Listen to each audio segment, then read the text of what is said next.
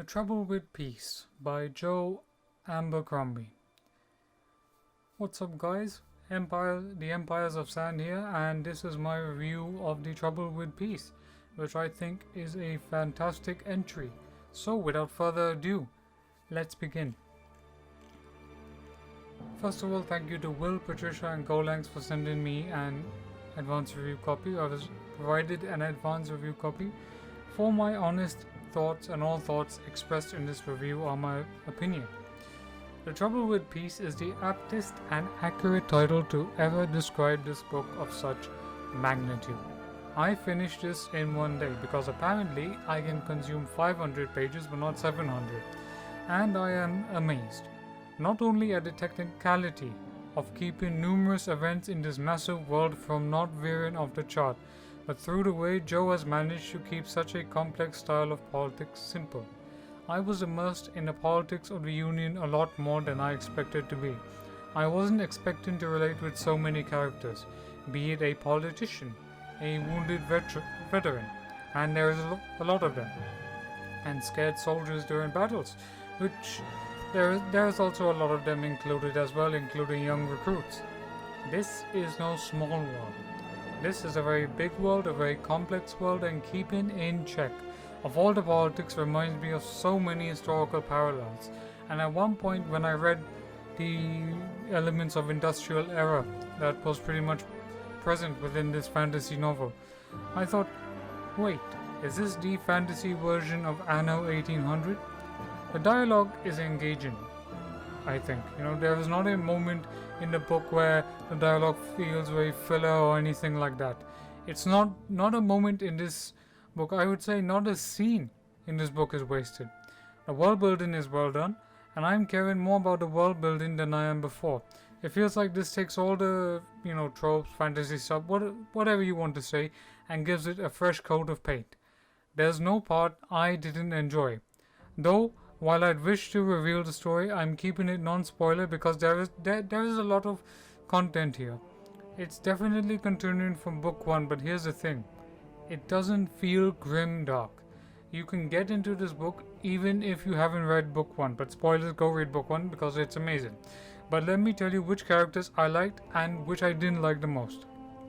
So, I loved Orso's development of maturity across his arc, but I did feel that he was too stubborn sometimes. Also, in my opinion, has the most interesting characteristic of any king out there. I like his regal stance, his cleverness, his ability to adapt to situations that are thrown across his way. Also represents, in some kind of way, the Charles I of Austro-Hungary in World War I. Cue the historical context. In World War I, the Austro-Hungarian Empire was pretty much a corpse, shackled to its competent teammate or ally in that sense, Germany. It was corrupt, it was broken internally, having to house so many nationalities, which is a common theme among this book, and the passing away of Emperor Franz Joseph in 1916 caused a tremendous blow to the empire eternally.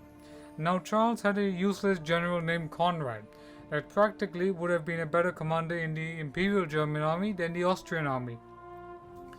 The Austrians were completely unprepared for World War I, and they were taking the brunt of aggressive Russian attacks, especially the Brusilov offensive that shattered the morale and broke the backbone of the Austrian army, which then basically had the Germans coming in trying to help the Austrian allies.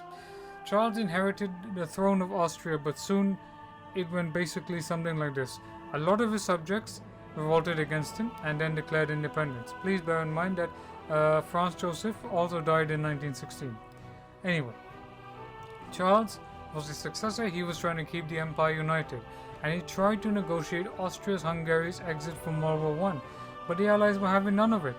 Charles even went and allowed the empire to transform into a federal union. Boom, independence. But by the end of 1918, everybody's broken off. Hungary's declared independence, Croats, Serbs, it's a whole story and a whole situation. Then Charles has to renounce participation, but then soon dethroned by the Austrian Parliament in April 1919 and exiled to Switzerland, and then exiled to the Portuguese colonies of Madeira after his second attempt at reclaiming the throne, which was basically a dud. This is why I am finding comparisons between Orso and Charles of Austria. I'd say this is the alternate version of Charles in a fantasy context. This is what if he was given breathing room to expand his power, perhaps? This is basically a second chance. I've been watching a lot of series of World War One episodes from the Great War, which is a great history YouTube channel done by the Time Ghost. That show and demonstrate the complexities of politics within World War One. While of course the combat is sort of medieval-esque kind of, it's a mixture of, I don't know how to describe it, but it has elements of the industrial warfare. Then it has a bit of medieval stuff thrown into it. It basically reminded me of pike and shot warfare quite a lot. And Austro-Hungary is a really good setting for fantasy novels, especially for urban fantasy. I mean, most urban fantasy is set in the British Empire. We don't have much urban fantasy set in terms of the Spanish Empire, which was declining at this point, the rise in industrial growth of the American nation, or the crumbling, corrupt Austrian-Hungarian Empire. But bear in mind, this is what came to my mind when I read the first opening chapter. As for Savine, I didn't agree with many of the decisions she made, but I cannot help but admire her cunningness, her ability to manipulate and betray. She is cruel, vindictive, yet brave, solid, and a strong lady that knows what she wants. I just feel that she needs to get out of these lands and start afresh. A new empire, maybe.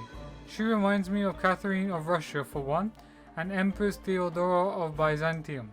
Her father has the wittiest lines that, sometimes you might think, oh, he's very clever, and biased. I feel this guy needs an entire series of his own. He is such an interesting character that I wish to see more of him. I also like Clover, and his ability to see the situation 4 steps ahead of everyone else. There are so many characters that you love.